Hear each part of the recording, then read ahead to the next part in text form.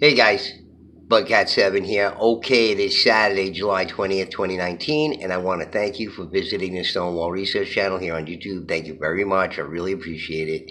And if you would kindly hit the like button, guys, that would be terrific. All right, well, we got to get to part two of this series, of these little two-part series I'm doing here on these articles from Ancient Origin by Jason Jarrell and Sarah Farmer.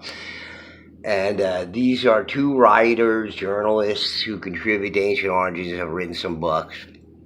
And they're talking about the ancient earthworks in North America suggest pre-Columbian European contact. And if you're a subscriber, you would know that, my feelings about this is that the histories in the Americas seems to suggest that past going far more ancient past than is suggested by mainstream archaeologists and anthropologists. You have mainstream archaeologists and anthropologists making all sorts of new finds in the Americas that they never expected, and there's just tons and tons of unexcavated sites in the Americas and sites in North America that have been totally destroyed, so we can never get a proper accounting of the past from it. But Jason and Sarah here are trying to decipher some of this stuff for us, and I think they do a pretty good job in their research. I've covered their research before on my channel when it comes to the quote-unquote giants, and you know how I feel about that on this channel. We're referring to large hominids,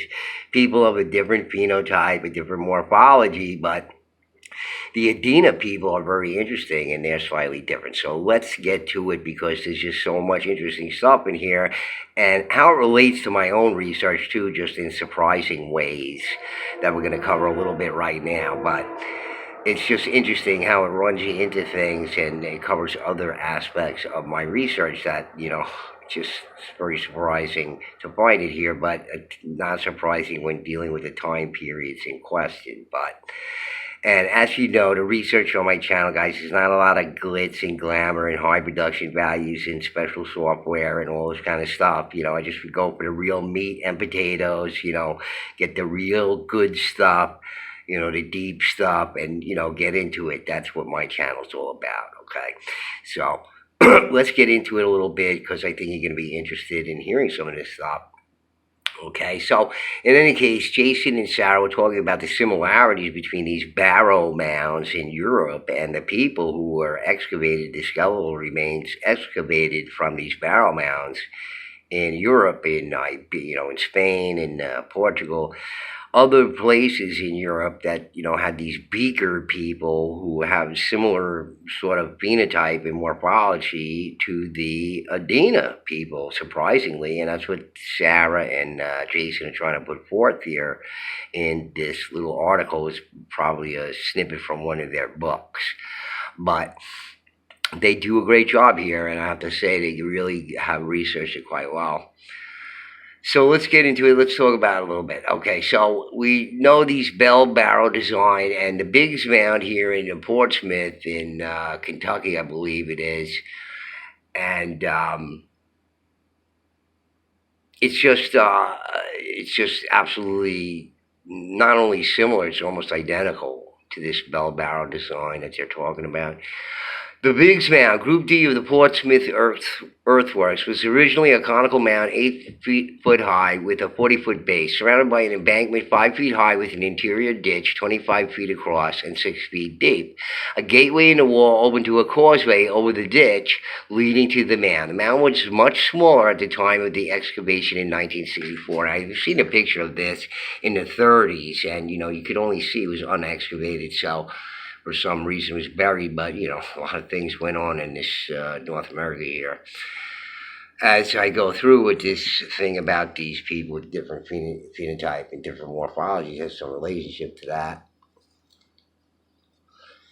because they go far back in time and they're not sure whether these people are Hopewell, Adena. They got them all mixed up. They don't know who came first or they existed simultaneously. There's a lot of conjecture about that. All right, so that was the cover picture from my last video. A sketch of the big site in Kentucky, a part of the Portsmouth earthworks from ancient monuments of the Mississippi Valley, courtesy of scienceviews.org. Okay, and they talk about this mound, the Conus Mound in Marietta, Ohio. We're going to talk about that a little bit. Okay, so here's an early picture of it. In Marietta, Ohio, the Conus Mound, originally 30 foot high, still stands with an earth wall and surrounding ditch. Conus is recognized as an Adena mound, even though the accompanying Marietta earthworks are assigned to the Hopewell culture, which we talked about, the Hopewell procurement network, etc., etc.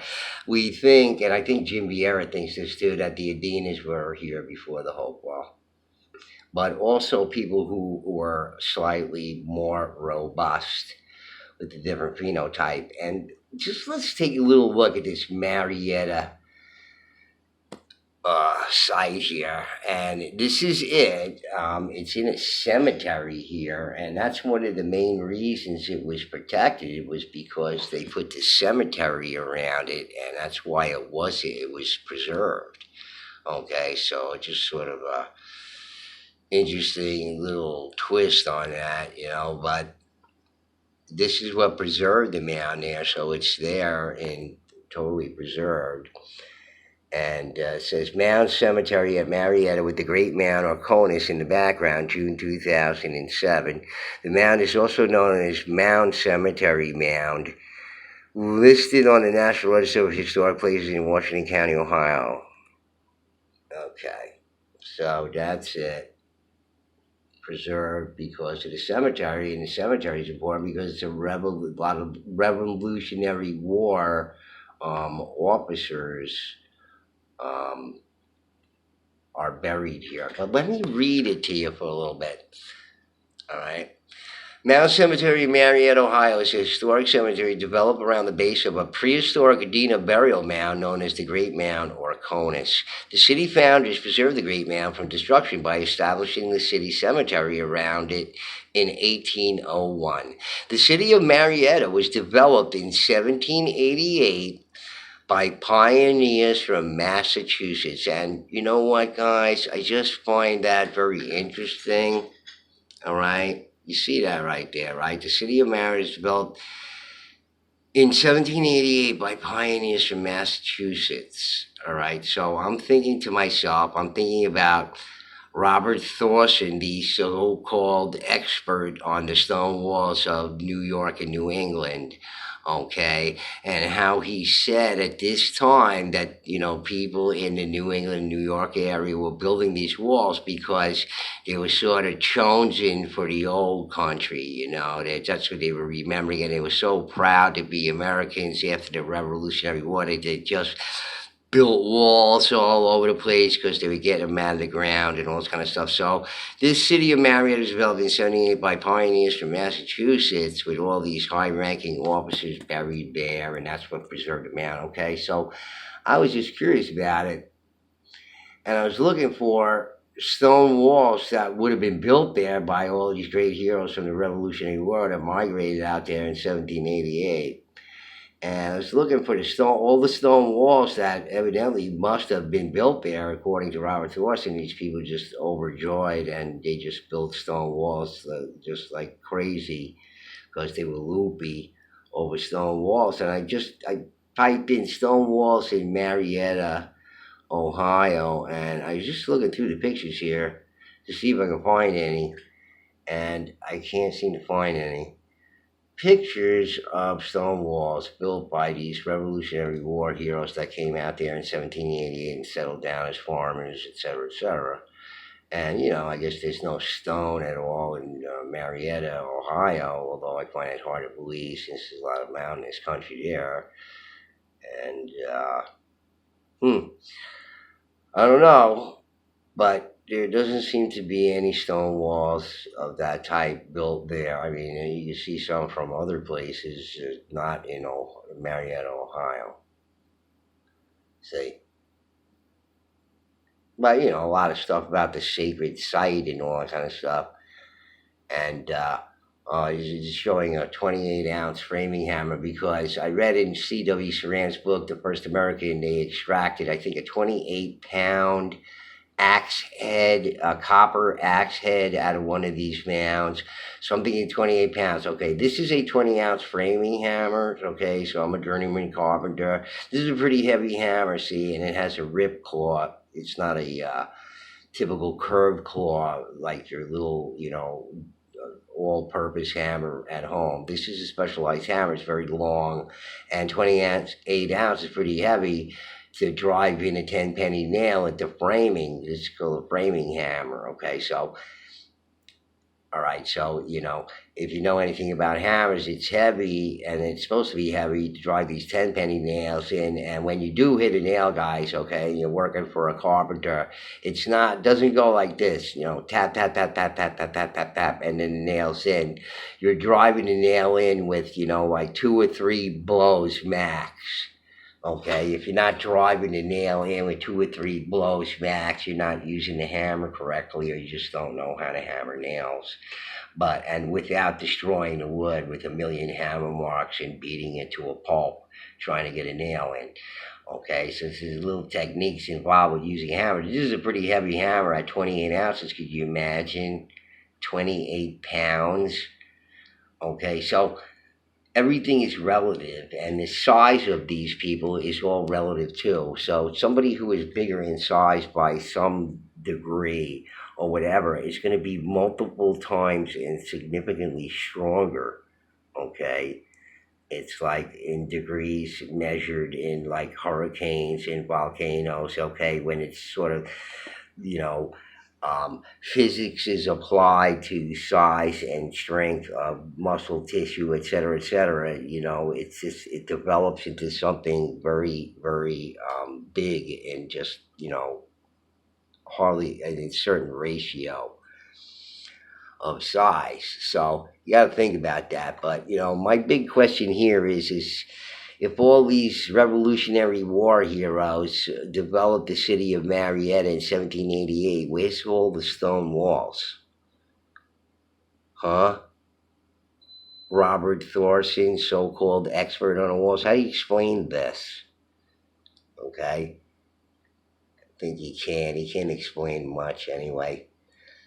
All right, so let's get back to this here. All right. In 1859, T.A. Cheney made the following observations after excavating a mound inside of an enclosure in New York State.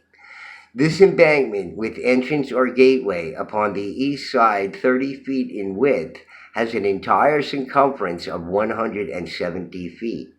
The mound, indeed, from the peculiar form of its construction as well as the character of its contents, has much resemblance to the barrows of the earliest Celtic origin in the Old World. Okay, so you see that there. All right. Cheney's report states that the skeletal remains from the mound were, quote, of very large size, unquote. Okay? Very large size.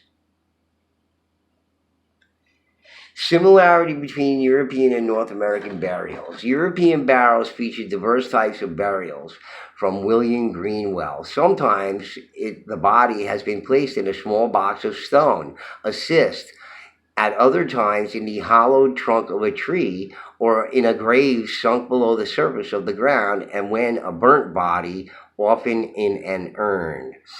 At Charleston, a pit beneath Mount 11 contained quote, a skeleton fully 7 feet long, unquote.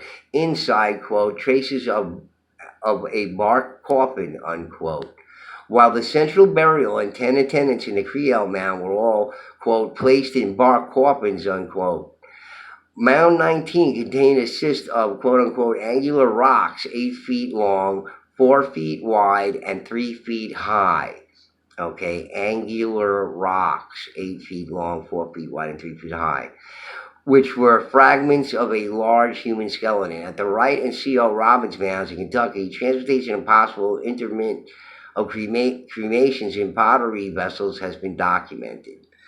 European scholars have also noted evidence of ancient colonization. After studying American mounds and earthworks, Dr. C. Adolf Zesterman published an article featuring the following passage in 1851. Okay, so he's just somebody also New World afflicted, New World prejudice afflicted. So even these two here, the researchers here, are still in that mindset, New World, but it's good chance that it's not. And the Indians who have this inexplicable DNA that they can't figure out, they can talk about Asians and Siberians all they want and everything else. Meanwhile, they just have a horrible time deciphering out. They can get certain things that are traits of these people, but there's so much unknown DNA in there, they don't know where it comes from, and they can't explain it. And they can't explain some DNA that everybody has. So, it's just not that. Okay, so these phenomena, in my opinion, this is Zesterman talking. These phenomena, in my opinion, point to an intimate internal connection for which I can find no other explanation other than a gradual migration of a portion of the human family from one part of the world to another, from one hemisphere to the other. In short, I see it in a colonization of America by means of an immigration from Europe. Okay, so here's where it's, his hypothesis is wrong. It could be the other way around. I'm sorry, based on new archaeology and anthropology, and sorry, it looks like it could be just as good a chance as the other way around. Or there's one unified society in which East and West were just geographic areas within a whole continent-sized area, which included the ocean. All right, so whatever it is, and look, and it seems to be that the native peoples of the Americas, to some degree, in some areas, especially in North America, seem to be some sort of hybrid. Because in 1800, and I did the history on height, the mainstream history on height, we know all about it on this channel. Okay? Anybody in 1800 or before 1800, okay, average size human, tall human, who's male, 5'7" tall. Okay, anybody taller than that would be of unusual height, especially if they're over 6 foot tall, you see?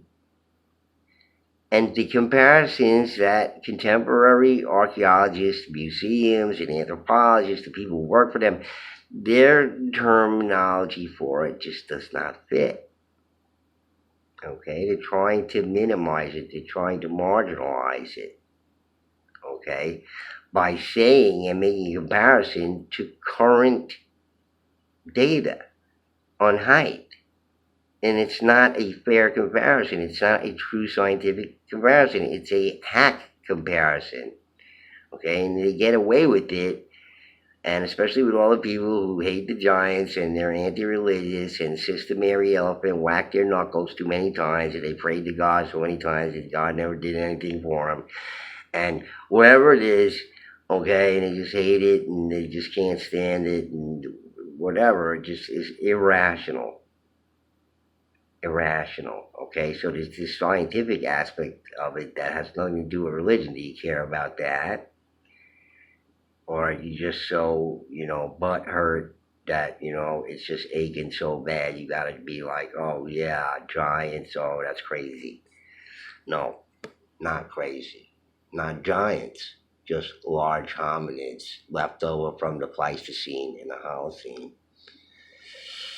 if you didn't know. So we're going to go into part 2 here and just take a look at this guy here. Here's part 2 of their article here, and this part 2 is titled The Adena People and Prehistoric Colonization of North America. Okay, so he's got this built-in New World prejudice again affecting people, and it shouldn't be at this point.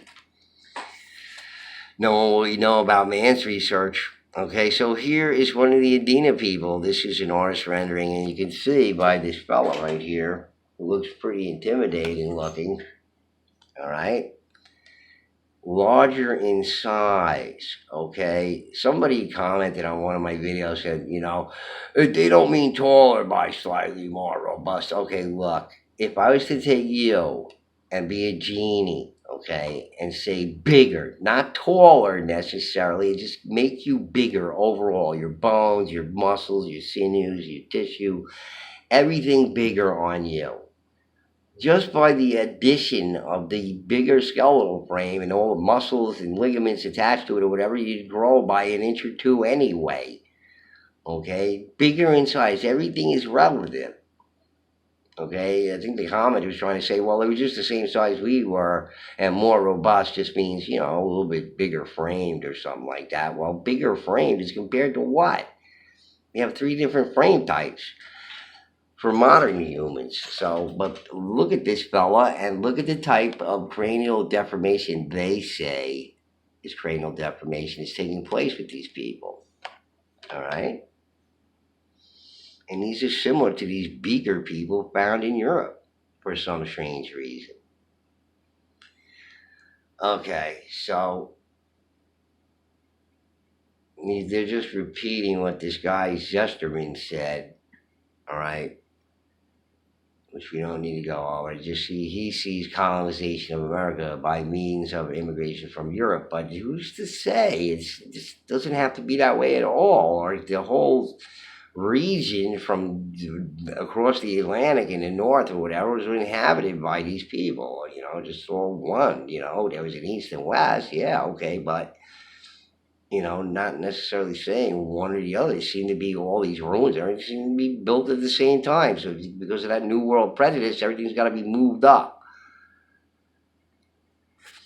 Unique cranial features of the Adena people shared with European bigger people. William S. Webb and Charles Snow devoted considerable space to analysis of the large, high-vaulted crania of the Adena people of North America. Quote, approximately 89%, 31 to 35, the adult males, 92%, 22 to 24, the adult females are brachycephalic. Okay, they're saying it's the artificial cranial deformation, but, that's, how can you tell that exactly? Okay, there's got to be some nuance to that. And who knows if their science is any good. It could be, it's possibly, it's probably, it may be. This is the kind of language they use when they do research, folks. It's, 95% theoretical. The forehead is typically a prominent one, bordered below by fairly sizable brow ridges. The root of the nose is of average proportion and continues on to a prominent convex bridge that is one of the prominent features of the face. The characteristic bulge of the upper and lower jaws, alveolar prognatism, that's, when the jaw just sticks out at the bottom, or, it sticks out at the nose or whatever, just the unusual shape of the skull, where, it's like the underbite type jaw with a chin sticking out. The characteristic bulge of the upper and lower jaws, is moderate projection, so moderate in projection. Usually the cheekbones are not only of large size in themselves, but they have a forward and lateral prominence. So it's unusual skulls of these people or whatever, and just odd and more like humanoid forms. Snow felt that these traits, along with the, quote, great width of the bony chin, unquote, distinguished the Adena from their predecessors and their contemporaries. Okay, so these strange people, different phenotype. We've been talking about all these archaic peoples in the Americas with these different phenotypes, okay? Maybe all the Siberians and Asians came in and bred with these people, and even from an older time, these large people before they all died out in the Holocene like the rest of the megafauna and everything, okay, in a similar circumstance. And the reason why they just don't want to seem to think that the gravity might have changed on this planet that enabled larger animals in the past to move around and walk around with ease, okay? In the current gravity, dinosaurs couldn't even lift their legs up off the ground. That's what the mainstream scientists say, not me, all right? They don't understand how animals could have been so big as the dinosaurs in the past. Okay, and these animals from the late Pleistocene were gigantic. Goats the size of like moose, pigs and boars the size of, rhinoceros, okay? And then they all died out suddenly, and they say, mankind killed them all. But this all other megafauna only apply, forget it, I'm not going into it. I went into it over on other videos. If you don't understand, I feel sorry for you. You got to do the research on some of this stuff. If you don't know, guys, or go back to my videos, please. Okay, the Adena practiced artificial deformation of the occipital region, enhancing the large congenital features. Webb and Snow noted that Adena skulls were, quote, the highest known in the world, unquote, with an average index of 89.5, while the deformed skulls reach as high as 100A2, which I assume is very large, and it has to do with the inside, square inches or whatever of the interior, I suppose. The characteristics of the Beaker people are virtually identical to Adena. Carlton Stephen Coons, quote, where Bell Beaker burials found in Central Europe, the skeletons are almost always of the same brachycephalic type. The brow ridges are often heavy, the general ruggedness frequently greater. The faces are characteristically narrow, the orbits medium to high, the nasal skeleton high and aquiline, the occiput frequently flat. So these are very unusual skulls. Even if you're not deforming the skull, they're still unusual skulls, and they're unusual people of a different phenotype, as we've gone over on this channel many times, of there being these people in the past. And these who the Lovelock people are, the Galena people, the Hovenweed, the Salmon Ruins, all of these people, okay,